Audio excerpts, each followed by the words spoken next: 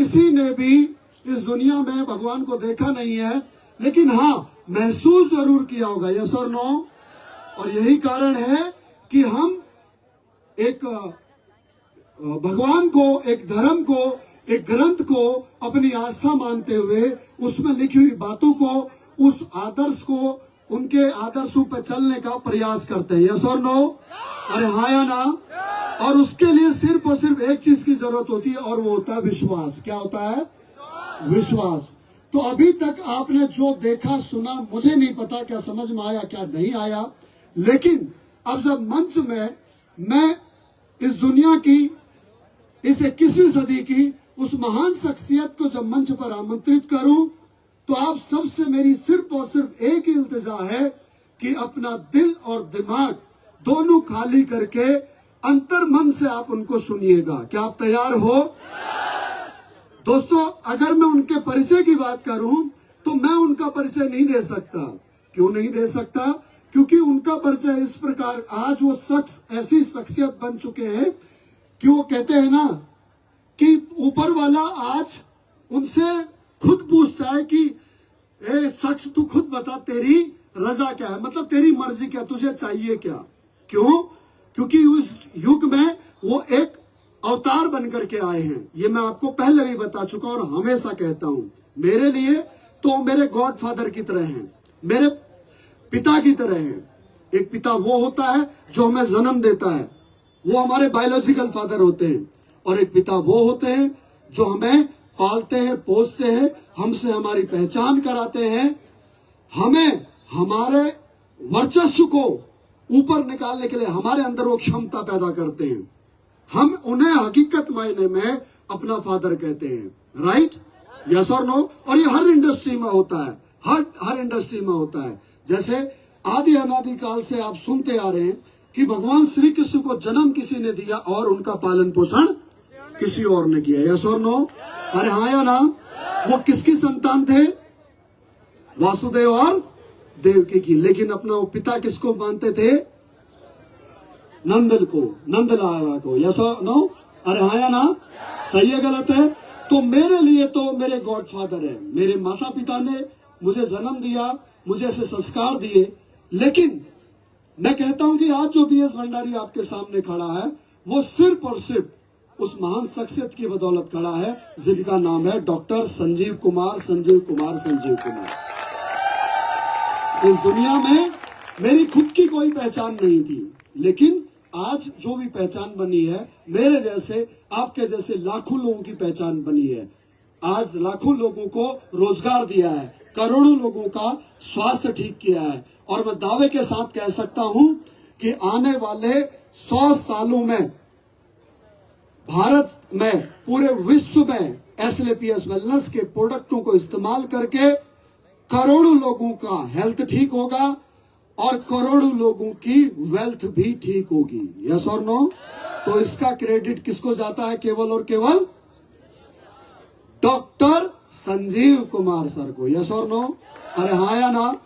दोस्तों, direct selling पिछले 28 सालों से चल रही थी। उन्होंने आज भारत में डायरेक्ट सेलिंग को एक नई दिशा दी है, एक नई पहचान दी है। डायरेक्ट सेलिंग का परसेप्शन चेंज किया है, समाज में और सरकार में, दोनों में। यस और नो? अरे हाँ या ना? एथिकल डायरेक्ट सेलिंग क्या होती है ये बताया है। आपने जितने भी लीडर्स को सुना, बहुत पढ़े लिखे लोगों ने डायरेक्ट सेलिंग को ज्वाइन किया है और करेंगे।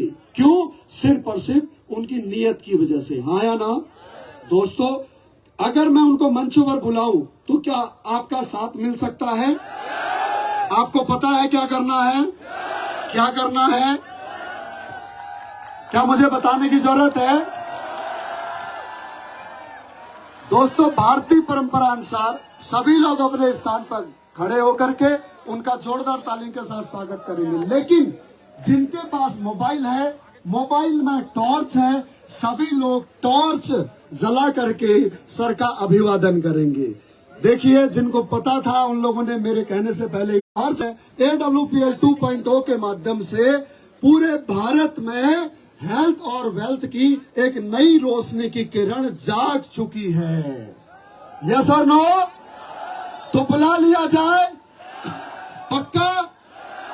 दोस्तों, मेरी अकेले की हिम्मत नहीं है कि मैं उनको मंच पर अकेला आमंत्रित कर सकूं।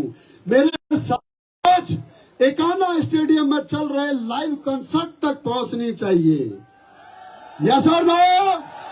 तो बुला लिया जाए इस सदी के महानायक, मेरे जैसे आपके जैसे लाखों बच्चों की जिंदगी में उजाला फैलाने वाले, लाखों करोड़ों लोगों के जीवन में स्वास्थ्य देने वाले, हम सब के महागुरु, king of direct selling industry, company के MD and CEO doctor Sanjeev Kumar.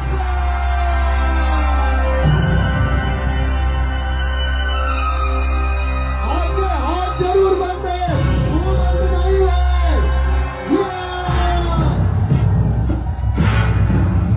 सांस है जब तलक ना रुकेंगे कदम, चल पड़े हैं तो मंजिल को पा जाएंगे। जान प्यारी नहीं है वतन से हमें, मरते मरते सभी को बता जाएंगे। ऐ वतन, ऐ वतन, ऐ वतन, ऐ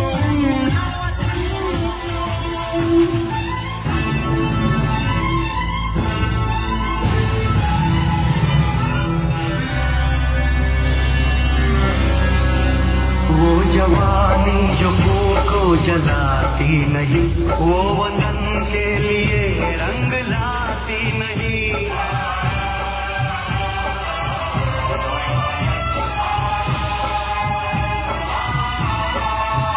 दाग लेकर गुलामी का क्यों हम जिए, क्यों हम जिए, सोच कर रातों को नींद आती नहीं। सांस है जब तलक ना रुकेंगे कदम, चल पड़े हैं तो मंजिल को पा जाएंगे। जान प्यारी नहीं है वतन से हमें, मरते मरते सभी को बता जाएंगे। ऐ वतन, ऐ वतन, ऐ वतन, ऐ वतन।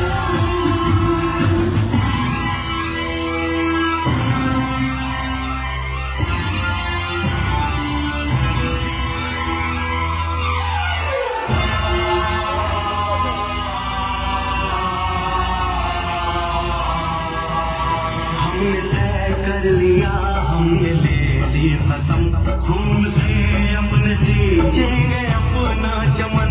हमने तय कर लिया, हमने ले ली कसम, खून से अपने सींचेंगे हम ये चमन। जान लेकर हथेली पे Sanjeev sir, Sanjeev sir, Sanjeev sir. Thank you.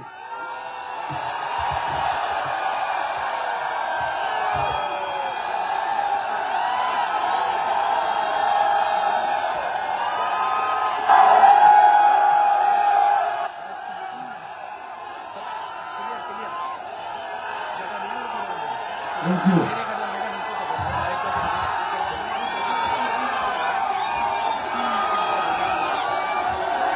Thank you.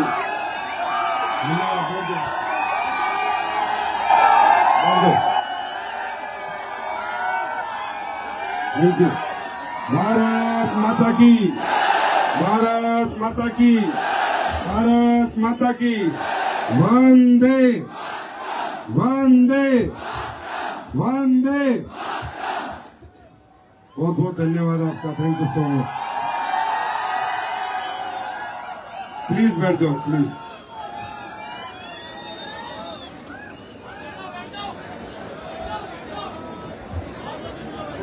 Thank you.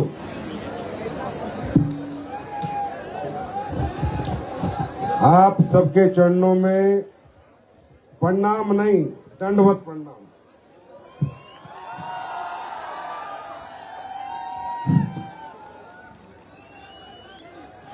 कौन कहता है कि दुनिया में अच्छे लोग नहीं होते?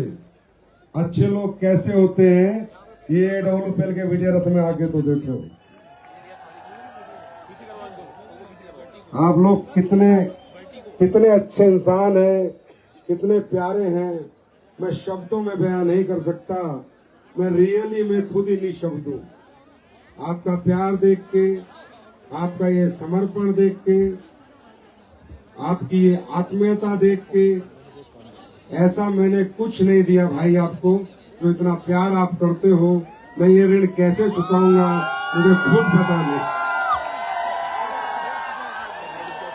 ऐसा कोई महान काम मैंने नहीं किया, ऐसा कुछ मैंने नहीं किया, लेकिन मैं खुद, थैंक यू, आप पर्व भी हूँ, निशब्द भी हूँ, समझ नहीं आता अब आपके लिए क्या करूं। आरबीआई बैंक की चाबी मिल जाए तो ताला खोल के सारा बांट दूं।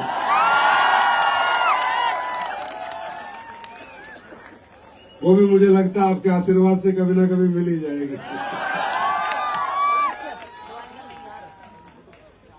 सबसे पहले आप सभी लोगों का विजय रथ के इस 11वें संस्करण में मैं संजीव कुमार हार्दिक स्वागत करता हूं, अभिनंदन करता हूं। Welcome to you all. आप इतनी देर से आए हैं, बैठे, पता नहीं, ऐसा तो नहीं है कि सभी लखनऊ से, मुझे पता इतनी सारी गाड़ियां खड़ी हैं बाहर, इतनी सारी बसें खड़ी हैं, बहुत बहुत दूर दूर से आप लोग आए हैं। कुछ लोगों को सीट मिली, नहीं मिली, कुछ लोग बैठ के देख रहे हैं, कुछ खड़े होके देख रहे हैं। मैं आपसे क्षमा बिल्कुल नहीं चाहूंगा और मैं ये भी नहीं कहूंगा कि हमें क्षमा करें, बिल्कुल ना करें।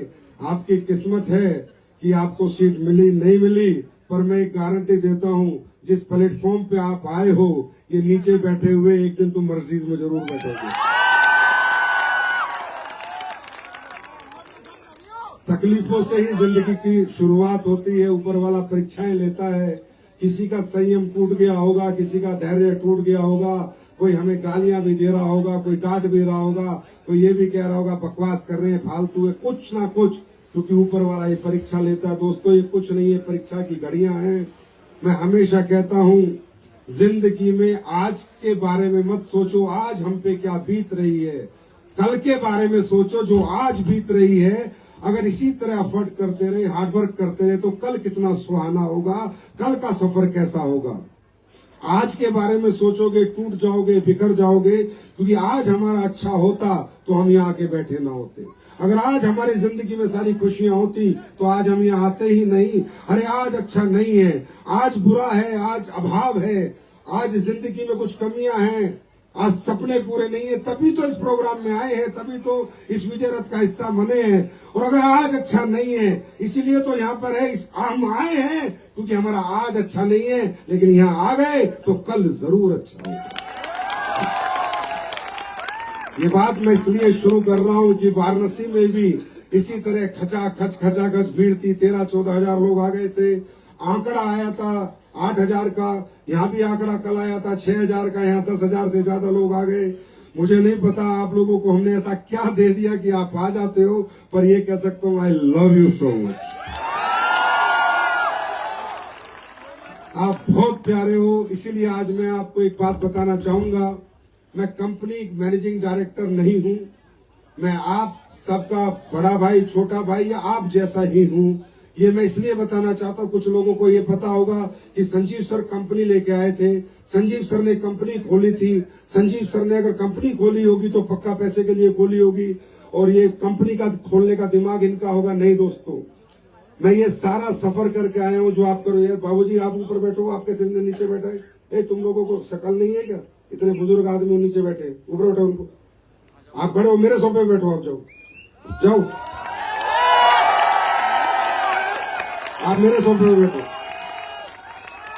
मेरे सोफे पे बैठो और चाय पिलाओ उनको मेरे गर्मा गर्म। मैं इसलिए आपको बताना चाह रहा हूं कि आपको लगता होगा संजीव सर तो एक कंपनी डायरेक्टर है, कंपनी मैनेजिंग डायरेक्टर है। नहीं भाई साहब, मैं 100% नेटवर्कर था, नेटवर्कर हूं और नेटवर्कर ही रहूंगा। मेरा सफर नेटवर्क मार्केटिंग से शुरू हुआ था, डायरेक्ट सेलिंग से शुरू हुआ था। सन 2007 में ऐसा ही फंक्शन में देखने गया था, ऐसे ही फंक्शन का हिस्सा रोटरी क्लब जयपुर में बना था। ऐसा ही फंक्शन मैंने देखा था, मुझे वहां कोई नहीं पूछ रहा था एक ऐसा लग रहा था जैसे कि मैं सबसे कमजोर और सबसे बेकार और सबसे फेलियर आदमी इतने लोगों के बीच में बैठा हूं। कोई कदर नहीं थी, कोई चाय नहीं, कोई पानी नहीं, कोई बोतल नहीं, कोई जगह नहीं, कोई सीट नहीं, और ऐसे ही मुझे भी नीचे बैठा दिया गया था। उस दिन नीचे बैठ के कसम खाई थी, साला एक दिन अगले सोफे हमारे होंगे। तो इसलिए मुझे आप पे तरस नहीं आता, क्योंकि मैं नेटवर्कर हूं। अगर मैं कंपनी मालिक होता तो दिखावा करता, डायरेक्टर होता तो आपसे क्षमा करता, सॉरी मुझे माफ कर दो, आप नीचे बैठे हो। बिल्कुल नहीं, नीचे बैठे हो, ऊपर उठने के लिए बैठे। तो ये सब कुछ मैं करके आया हूं, ये सब सेमिनार अटेंड करके, बसों में धक्के खाके, ट्रेनों में धक्के खाके, ट्रक के पीछे लटक लटक के मैं प्लान करने गया हूं। इवन मैं मतलब ये सब करा यार भैया। मैंने 2007 से शुरू कर रहा हूं डायरेक्ट सेलिंग। कंपनी तो 2014 में आई है। पहले 7 साल नींद, भूख, प्यास, ट्रेन में सीट नहीं, बस में सीट नहीं, ट्रक के पीछे लटक के जाना, प्लान देने जाना, बारिश आ रही है मोटरसाइकिल पे, 3 ड्रेस रख के जाता था कि भाई आइडेंटिफिकेशन मजबूत रहे। ड्रेस बदल बदल के जाता था। लोगों के ताने भी सही हैं, लोगों की गालियां भी सही हैं, लोगों ने धक्के देके बाहर भी निकाला है, रे चल तेरे जैसे पता नहीं कितने आते हैं।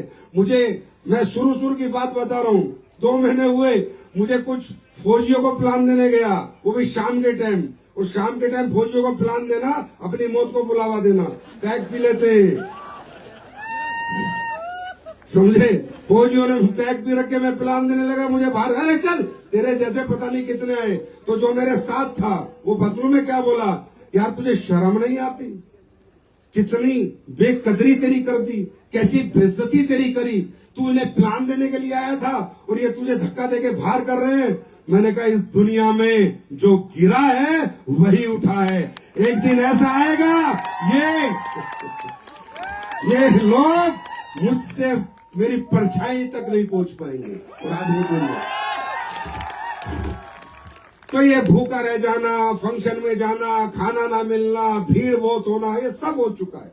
ये सब करके ही हम लोग यहाँ पर आए हैं। और ये जो आगे वाली लाइन, ये जो डायमंड बने, ब्लू डायमंड बने, ब्लैक डायमंड बने, रॉयल डायमंड बने, ये सब करके आए हैं। ये कोई नयापन नहीं है, कुछ नया नहीं हो रहा है। मेरे भाई ऊपर वाला परीक्षा लेता है, ऊपर वाला परीक्षा लेता है। मैं हमेशा कहता था, जब लोग थक जाते थे, हार जाते थे, तो मैं उनसे हमेशा कहता था कि भाइयों हारो मत, थको मत।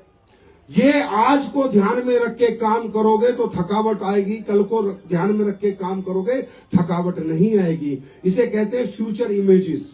आने वाले भविष्य के लिए हम काम कर रहे हैं। आने वाला भविष्य कैसा होगा उसके लिए हम काम कर रहे हैं। इसीलिए ना मैं बाइक पे थकता था, ना मैं ट्रेन में थकता था। कोई मुझसे बोलता था यार तेरी जिंदगी नरक हो चुकी है, तू ठीक से खाता नहीं है, ठीक से सोता नहीं है, तू अपने परिवार वालों को टाइम नहीं देता, तू रात रात भर जागता है, तू यहाँ से वहां ट्रेन में धक्के खाता है, सीट नहीं मिलती तो भी, तू बाइक पे घूमता है, तू साइकिल पे घूमता है। यार तूने 3 साल हो गया जिंदगी जी के नहीं देखा, तूने सुकून नहीं देखा, तूने कोई बर्थडे नहीं, कोई शादी नहीं। अरे तू कैसे जी रहा है और क्यों जी रहा है और ये क्या लाइफ जी रहा है। तो मैं उन्हें बोलता था ये आज की लाइफ, ये आज की साइकिल, आज की मोटरसाइकिल, आज के ट्रेन के धक्के ही एक दिन फ्लाइट में बैठाएंगे। ये आज की बाइक चलाने का दर्द, पूरे दिन भागने और दौड़ने का दर्द, एक दिन बड़ी बड़ी गाड़ियों में बैठाएगा। और दोस्तों मात्र 3 साल बाद मैं बैठ गया था। ये बात मैंने इसलिए आपको बताई कि आपको जानना जरूरी है कि ये सबके साथ हुआ है। सबकी घर घर की कहानी, हर कामयाब आदमी की कहानी ये है कि पहले उसने दर्द को झेला है, पहले वो तपा है, फिर वो निखरा है। चाहे आप दुनिया में किसी भी कामयाब आदमी की बात कर लें, मैं आपसे पूछना चाहता हूं, आप कामयाब होना चाहते हैं? रियली में होना चाहते हैं?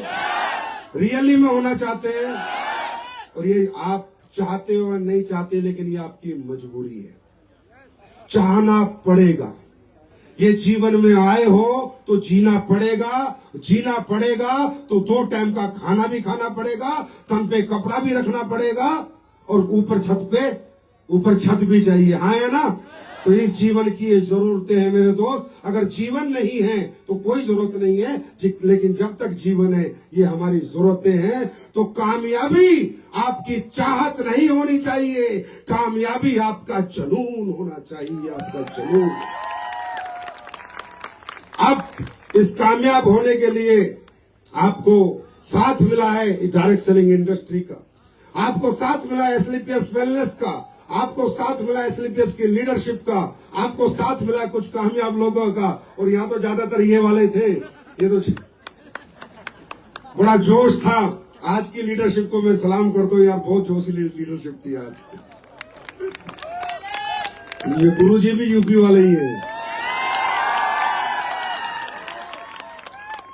गुरुजी भी डिस्ट्रिक्ट गाजियाबाद से है बेटा। कह रहा यूपी वाले इसलिए जोश में, मैं कह रहा हूं यूपी वाले नहीं, अब तो पूरा हिंदुस्तान जोश में आज की डेट में। तो अब ये अपनी अपनी समझ है, मौके बहुत मिलते हैं, बहुत लोगों को मिलते हैं। देखो एक समय था हमें पढ़ाई का भी मौका मिला था, जैसा भी मिला था, सरकारी में पढ़े, प्राइवेट में पढ़े, कहीं भी पढ़े, पर माँ बाप ने पढ़ाया तो जरूर था। मैं सही कर रहा हूं गलत कर रहा हूं? मौका तो जब भी मिला था, उस मौके का फायदा उठा के भी हम कामयाब हो सकते थे, उस मौके का फायदा उठा के भी हम अच्छे पढ़ लिख कर अच्छे जॉब्स, अच्छी नौकरियां, अच्छी डेजिग्नेशन पाके अपने परिवार के लिए एक बहुत बड़ा सहारा बन सकते थे। मौका तो तब भी मिला था। मैं ये नहीं कहता ये हमारा आखिरी मौका, नहीं भैया, मौके आगे भी मिलेंगे, मौके मिलते रहेंगे। और मैं ये भी नहीं कहता कि तुम डायरेक्ट सेलिंग करके करोड़पति बनो, मत बनो, पर करोड़पति बनो, मैं ये जरूर चाहता हूं।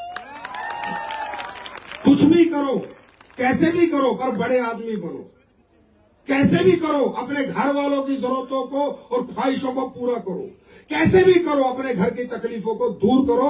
तो ये सब दूर करने के लिए, आगे बढ़ने के लिए भाइयों, ये कोई आखिरी मौका नहीं है और ये कोई पहला मौका नहीं है। पहले भी मौके मिले थे, आगे भी मौके मिलेंगे। मैं ये नहीं कहता आप यहाँ क्या करोगे क्या नहीं करोगे, पर मैं एक बात समझाना चाहता हूँ, चांस, ऊपर वाला चांस सबको देता है और पहला चांस होता है हमारी पढ़ाई लिखाई का। होता है नहीं होता? हमें घर वाले खूब कहते हैं बेटा पढ़, बेटा पढ़, पढ़ेगा तो ये बन जाएगा, बेटा पढ़ेगा डॉक्टर बनेगा, इंजीनियर बनेगा, लेकिन हमारा पढ़ाई में मन नहीं लगता, हमारा क्रिकेट में मन लगता, हमारा खेलने कूदने में मन लगता, हमारा इधर उधर की बातों में मन लगता है। लेकिन जहां से हमारा भविष्य बदलने वाला है, जहां से हमारी जिंदगी बदलने वाली है, जहां से हमारी कामयाबी आने वाली है, जहां से हमारे परिवार का इतिहास बदलने वाला है, उन पढ़ाई में हमारा मन नहीं लगता। मालूम है क्यों नहीं लगता? किसी ने सोचा है क्यों नहीं लगता? जबकि उसी पढ़ाई लिखाई को पढ़ के बच्चे बहुत बड़े बन जाते हैं, उन्हीं किताबों को पढ़ के बहुत बड़े बड़े बन जाते हैं। मालूम है हमारा मन क्यों नहीं लगता? क्योंकि कहीं ना कहीं, मैं हमेशा कहता हूं, हमारे इंसान के अंदर दो तरह के व्यक्ति बसते हैं, एक अच्छा एक बुरा, एक अच्छा मन एक बुरा मन, एक अच्छी सोच एक बुरी सोच, एक पॉजिटिव सोच एक नेगेटिव सोच। हर इंसान के दो स्वरूप हैं इस दुनिया में।